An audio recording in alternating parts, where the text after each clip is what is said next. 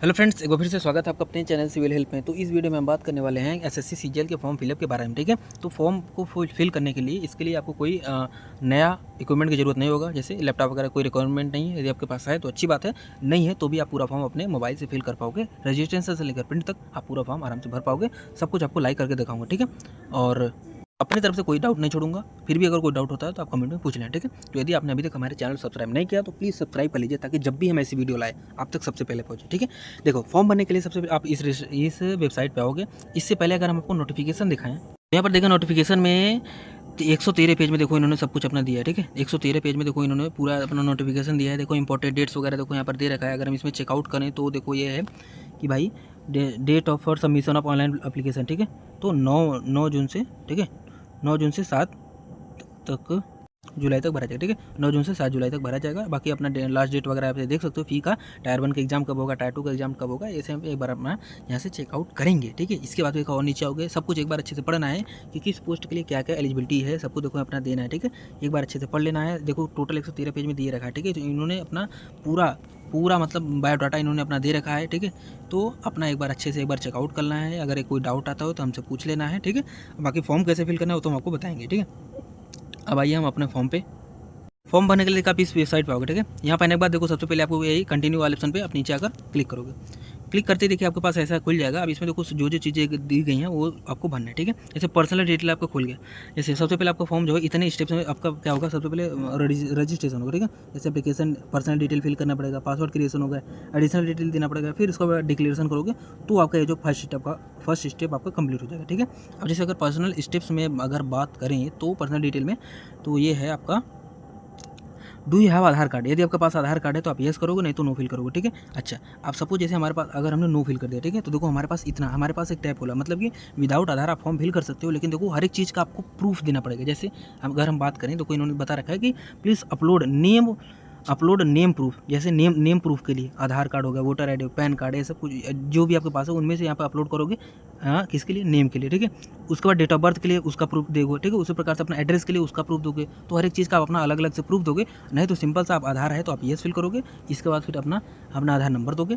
ठीक है, तो जो भी आपका आधार नंबर होगा यहाँ पर अपना फिल करेंगे, आधार नंबर को दोबारा डाल के वेरीफाई करेंगे। फिर यहाँ से देखो डिक्लेरेशन पे आप क्लिक करना है। ठीक है, यहाँ से डिक्लेरेशन पे क्लिक करते ही देखो यहाँ पर देखो सब कुछ पढ़ लेना है। ठीक है, नहीं देखो हिंदी में आप जानना चाहो, स्विच टू हिंदी में आप क्लिक करोगे, सॉरी स्विच टू हिंदी में आप क्लिक करोगे तो जो भी चीज़ें लिखेगा, ठीक है, तो सब कुछ हिंदी में यहाँ पर पूछ देगा। ठीक है, हिंदी में कन्वर्ट कर देगा, आप वहाँ से एक बार पढ़ लेना। ठीक है, इसके बाद देखो कैंडिडेट नेम देना है। कैंडिडेट नेम में जैसे जो भी कैंडिडेट का नेम है, ठीक है, जैसे कैंडिडेट का नेम देना है क्लास 10 की मार्कशीट के अनुसार। तो अपना इस बात का ध्यान रखिएगा कि जो भी नाम देते हैं किसी भी फॉर्म में तो वो आपका क्लास 10 की मार्कशीट के अनुसार ही देते हैं। ठीक है, उसके नाम को देखो यहाँ पर वेरीफाई कर देंगे। इसके बाद फिर और नीचे होगा have you ever change your name. यदि आपने कभी अपना नेम चेंज किया तो येस करोगे। फिर न्यू चेंज नेम, जो भी आपका न्यू चेंज नेम वो दे दिया। ठीक है, फिर न्यू चेंज नेम को तो वेरीफाई कर देंगे। ठीक है, नहीं तो सिंपल सा आप नो फिल कर देना, यहाँ पर डिसेबल हो जाएगा। इसके बाद देखो अपना जेंडर सेलेक्ट करेंगे, अपना जेंडर पे चूज़ कर लिया। ठीक है, वेरीफाई जेंडर को दोबारा सेलेक्ट करके आप वेरीफाई कर लेंगे। ठीक है, इसके बाद फिर होगा अपना डेट ऑफ बर्थ को आप यहाँ से चूज़ करोगे, या तो कैलेंडर से भी आप अपना चूज़ कर सकते हो। ठीक है, इसके बाद फिर क्या है, अपना डेट ऑफ बर्थ को आप वेरीफाई करोगे। वेरीफाई करने के बाद सिंपल सा अपने फादर्स का नेम दोगे, जो भी फादर नेम है इसमें पूरा फादर नेम दोगे। इसमें देखो क्या है कि आपको कोई प्रीफिक्स नहीं लगाना है। जैसे अगर फादर का नाम लगा रहे हो तो देखो वही लेट, ठीक है, मिस्टर, लेट, डॉक्टर, प्रोफेसर सब कुछ नहीं लगा है। सिंपल सा अपना नाम देना है, अपने फादर्स का नाम देना। ठीक है, तो फादर का नेम दिया क्लास 10 के मार्कशीट के अनुसार, फादर्स को नाम को दोबारा डाल के वेरीफाई कर दिया।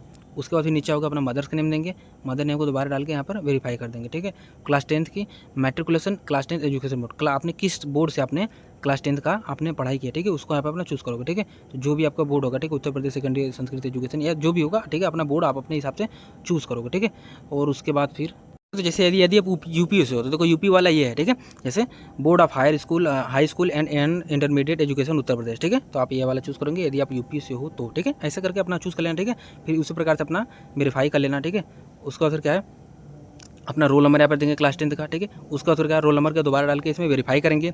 उसके बाद किस ईयर आप पास हुए तो अपना ईयर पासिंग देंगे। इसके बाद फिर क्या है, इसमें देखो हमने थोड़ा सा गलत भर दिया, आप अपना देख लेना। ठीक है, मैं तो बस डेमो के रूप में दिखा रहा हूँ। इसमें अब ये जैसे इसमें बता रहा है कि पैदा होने से पहले आपने क्लास 10 पास कर लिया, तो ऐसा कुछ नहीं करना है, अपना सही से डाटा फिल करना है। ठीक है, अपना ईयर पासिंग यहाँ पे दे दिया। ठीक है, उसके उधर क्या है हाईएस्ट लेवल ऑफ क्वालिफिकेशन, यहाँ पर देखो वन टाइम रजिस्ट्रेशन आपका हो रहा है, अभी आपका OTR टाइप का हो रहा है, ठीक है। तो इसमें आपको वैकेंसी का लेवल कुछ भी हो, आपका जो भी आपका हाईएस्ट क्वालिफिकेशन है तो वो आपको देना है, ठीक है। जो भी आपका हाईएस्ट क्वालिफिकेशन है इसमें बोला गया, तो जो भी आपका हाईएस्ट क्वालिफिकेशन है उसको दें, ठीक है। उसको दोबारा डाल के यहाँ पे वेरीफाई कर लेना, ठीक है। फिर कैंडिडेट का मोबाइल नंबर यहाँ पर देंगे, ठीक है। मोबाइल नंबर यहाँ पे फिल कर दिया, फिर कैंडिडेट का email ID दे दिया। दोनों देने के बाद फिर देखो सेव एंड नेक्स्ट पे आप क्लिक करेंगे, ठीक है। सेव एंड नेक्स्ट वाले आप क्लिक करेंगे। इसके बाद देखिए आपका पर्सनल डिटेल सेव हो जाएगा। देखो यहाँ पर आपको रजिस्ट्रेशन नंबर आपको यहाँ पर रजिस्ट्रेशन नंबर यहाँ से करके दिख जाएगा। अब देखो आपको सिंपल देखो यहाँ पे कंटिन्यू वाले ऑप्शन पे क्लिक करना है। अब आप आ जाओगे सेकंड स्टेज पे। इसके बाद देखिए आपको अपना पासवर्ड क्रिएशन करना है। आप देखो कैसे करना है, एक बार देख लो। जैसे हेलो कैंडिडेट में आपको लिखा है, जैसे अपना रजिस्ट्रेशन नंबर डालोगे, पासवर्ड डालोगे, इस कैप्चा को यहाँ पे फिल करोगे, फिर यहाँ पर देखो साइन इन पे आप क्लिक करोगे, सही है। क्लिक करते देखो लॉगिन हो जाओगे। लॉगिन होने के बाद सिंपल सा आप आओगे, अपना ओल्ड पासवर्ड यहाँ पर डालना है, ठीक है। तो जैसे आपके सिस्टम पे जब जैसे आपका रजिस्ट्रेशन कंप्लीट का आपका मैसेज आया था, आपके सिस्टम आपके ईमेल आईडी पर सिस्टम जनरेटेड पासवर्ड आपको भेज दिया गया था, ठीक है। तो उसी पासवर्ड का यूज़ करके आपने पीछे लॉगिन किया था। अब उसी ओल्ड वाले पासवर्ड को यहाँ पर फिल करना है। फिर आपको एक नया पासवर्ड बनाना है। पासवर्ड कैसे बनाना है, जैसे आपका उसमें स्पेशल कैरेक्टर वगैरह सब कुछ होना चाहिए। सपोज जैसे आपका नाम मोहित है, ठीक है, तो MO, ठीक है, आपने अक्षर का 3 नाम लिख दिया, ठीक है। फिर कोई एक स्पेशल कैरेक्टर ले लिया, @ फिर कोई भी 4 अंक ले लो। जैसे अपना डेट ऑफ बर्थ ले लिया तो 2005 लिख दिया, ठीक है। ऐसे करके अपने हिसाब से अपना एक अच्छा पासवर्ड बना सकते हो। मैंने बस ऐसा बना दिया ताकि आपको समझ में अच्छा कोई एरर ना है, वो एक्सेप्टेबल हो, ठीक है। क्योंकि हमको पता ही नहीं था कि कैसे पासवर्ड बनाते थे, वो हमें अपने समय में दिक्कत आता था, ठीक है। तो अपना पासवर्ड जैसे मैंने बताया भाई, आप उसी प्रकार से अपना बना लीजिएगा। इसके बाद फिर कहो उसी पासवर्ड को जो भी आपने बनाया उसमें कन्फर्म करोगे। फिर नीचे सिक्योरिटी क्वेश्चन आपको चूज़ करना है, ठीक है। तो कोई सा भी 2 सिक्योरिटी क्वेश्चन आप चूज़ करोगे। चूज़ किया, उसका आंसर लिखा, चूज़ किया, उसका आंसर लिख दिया, ठीक है। फिर आपको सेव नेक्स्ट पे क्लिक करना है।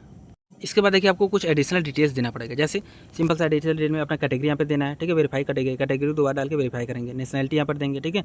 फिर contact details for other national, ठीक है, यहाँ पर उसको देंगे। आप में अभी डिसेबल होगा, ठीक है। अगर उसके बाद देखो आपके शरीर पे कोई अगर कट का निशान, तिल का निशान या किसी प्रकार का कोई निशान वगैरह हो तो यहाँ पर आप दोगे। उसमें देखो सिंपल सा आप यहाँ पर पूरा उसका डाटा दोगे, ठीक है। यहाँ पर लिखोगे जैसे कट मार्क ऑन राइट चीक, मतलब दाहिने गाल पर आपके कट का निशान है, ठीक है। अब burn mark on left foot, ठीक है, बाएं पैर पर आपका जले हुए का निशान है, ऐसा करके कुछ है। यदि मूल मार्क ऑन राइट शोल्डर, आपके दाहिने कंधे पर तिल का निशान है, तो ऐसे करके अपना पूरा निशान वगैरह अपना पूरा इसका डाटा देंगे, ठीक है। और वो पर्सन विद बेंचमार्क डिसेबिलिटी, ठीक है। इसके बाद इन्होंने बोला है कि आप दिव्यांग जन में आते हो तो यहाँ पे येस फिल करोगे। फिर टाइप ऑफ डिसेबिलिटी सब कुछ यहाँ पर तो अपना पूरा डाटा यहाँ पर दोगे, नहीं तो सिंपल सा अपना फिल करके आगे बढ़ोगे। अब देखिए आपको अपना परमानेंट एड्रेस देना है। परमानेंट एड्रेस में सेम वही कार्रवाई करने, जो भी आपका एड्रेस है पूरा यहाँ पर एड्रेस देंगे, स्टेट देंगे, डिस्ट्रिक्ट देंगे, पिन कोड देंगे, सब कुछ दे देंगे, ठीक है। इसके बाद आपको ये आपका क्या है, नीचे आपका है प्रेजेंट एड्रेस, ठीक है। तो प्रेजेंट एड्रेस और परमानेंट एड्रेस यदि दोनों अलग अलग है तो यहाँ पर नो पर ही रहने दीजिए। इसमें पूरा अपना अलग अलग प्रेजेंट वाला पूरा अपना दीजिए, ठीक है। नहीं है तो यदि जब दोनों सेम ही है तो यहाँ पर देखो येस वाले ऑप्शन पर क्लिक करोगे तो जो ऊपर भरा था सब नीचे भरा हुआ आ जाएगा, ठीक है। देखो लास्ट में आपका डिक्लेरेशन खुलेगा। डिक्लेरेशन में आपको अपना सारा डाटा एक अच्छे से पढ़ लेना है। फिर देखो आई एग्री पे क्लिक करके फिर डिक्लेयर पे आपको क्लिक करना है, ठीक है। फिर देखो आपको होम वाले पे फिर या तो आप डायरेक्टली चले जाओगे, नहीं तो अगर आप बैक आते हो तो देखो होम वाले लॉगिन वाले ऑप्शन पे क्लिक करके आपको फिर से लॉगिन के लिए जाना है, ठीक है। जैसे अगर आपको लॉगिन करना है तो सिंपल से लॉगिन वाले ऑप्शन पे आया, ठीक है। फिर रजिस्ट्रेशन नंबर आपका जो भी था वो आपने डाल दिया, जो भी आपने पासवर्ड क्रिएट किया था, ठीक है। MOH@2025 जो भी आपने चूज़ किया था, ठीक है, उसको आपने यहाँ पर कर दिया, ठीक है। फिर ये जो कैप्चा इस कैप्चा को आपने यहाँ पे लिख दिया, ठीक है। कैप्चा को लिखने के बाद सिंपल से आप लॉगिन वाले ऑप्शन पे क्लिक करोगे। अब इसमें देखो लॉगिन होती है आपको सेंटर पे दिख जाएगा, ठीक है। अब देखो इसमें देखो सारा चीज़ें जो भी इस करंट टाइम पे वैकेंसी आई है सबको देखो आपको दिखेगा। अब जैसे अगर हमको अभी देखो हमको CGL बना है, ठीक है। तो CGL के बारे में देखो सारा डेटा दे रहेगा, कब से स्टार्ट है, कब से भरा जाएगा, कब तक भरा जाएगा, ठीक है। लास्ट डेट, पेमेंट फी का क्या है, सब कुछ यहाँ पर दिया हुआ है, ठीक है। हम देखो यहाँ पर अप्लाई वाले ऑप्शन पे क्लिक करेंगे क्योंकि हमको CGL ही बनना है। इसके बाद देखो सारा आपको नोटिफिकेशन दिया होगा, एक बार अच्छे से आपको पढ़ लेना है, हिंदी में दिया शुद्ध, ठीक है। फिर फिल फॉर्म पे आपको क्लिक करेंगे। इसके बाद देखो अब आपको अपना देखो इन्फॉर्मेशन भरना है। जैसे अब आपको देखो अपना एजुकेशन डिटेल भरना है, ठीक है।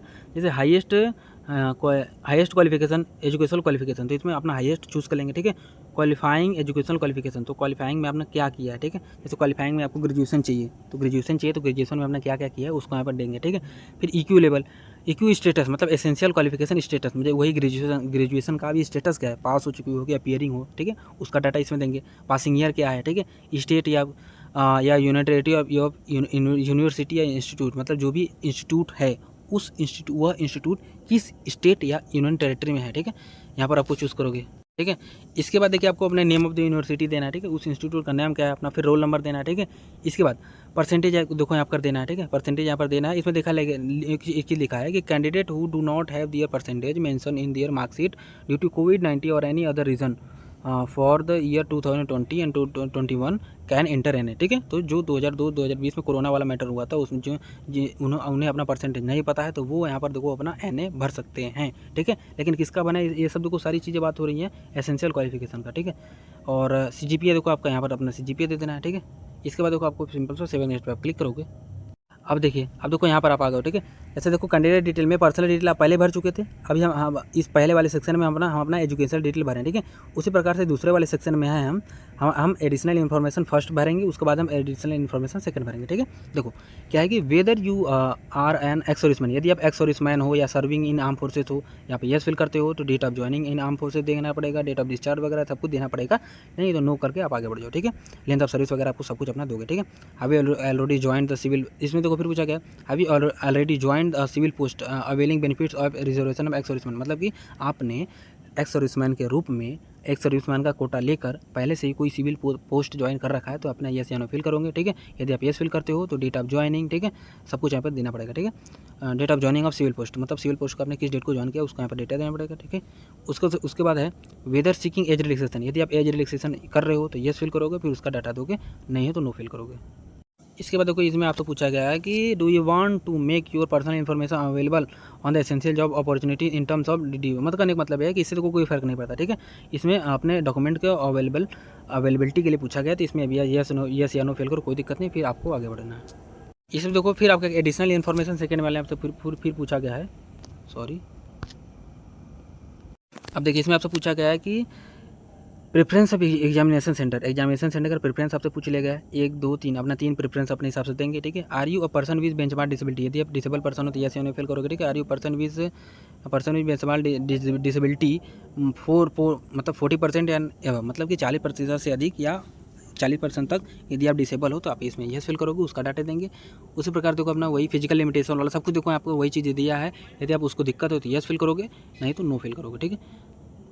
इसके बाद देखो फिर सेम वही चीज़ आपसे पूछा गया कि आपको स्क्राइब वगैरह चाहिए, ठीक है, तो आप यस या नो फिल करोगे, ठीक है। Are you also applying for the post of junior security assistant, ठीक है।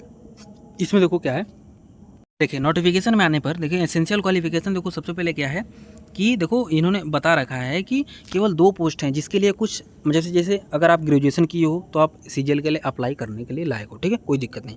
लेकिन 2 पोस्ट ऐसा रखा है कि इसमें एक स्पेसिफिक सब्जेक्ट रख दिया, जैसे जूनियर स्टैटिकल ऑफिसर के लिए यदि आप अप्लाई करना चाहते हो तो आपके पास बैचलर डिग्री होनी चाहिए in any subject from recognise university, ठीक है, with institute at least 60% marks in mathematics at class 10 standard, मतलब कि आपके 12वीं में आप यदि 12th स्टैंडर्ड में यदि मैथमेटिक्स में 60% है तो आप किसी भी स्ट्रीम से यदि आप BSc कोई भी ग्रेजुएशन की हो तो आप इसके लिए एलिजिबल हो, ठीक है।